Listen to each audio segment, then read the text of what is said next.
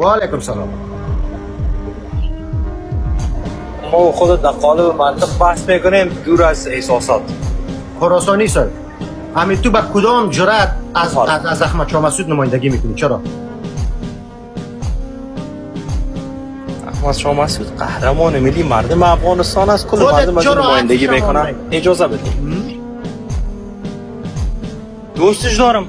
دوستش دارم یک آدم مبارز بود. دی جای شک نیست. خود دوستش نداری؟ قهرمان ملی؟ بیشتر گفتی قهرمان ملی؟ قهرمان ملی افغانستان است یا نیست؟ آفرین. این حال مانای ملی چی مانا؟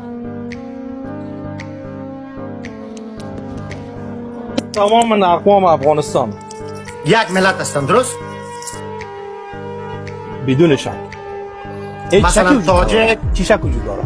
اجازه، تاجک، پشتون، هزاره، وزبک، پشتون یک ملت هستند. نام از اون ملت چیست؟ با اساس قانون اساسی که فعلا گذاشته شده، در اون قانون اساسی درج شده که افغان است. اجازه بده من گپ بزنم.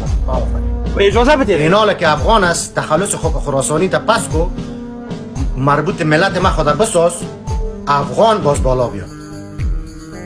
بچه از ما شور خورده نمیتونی.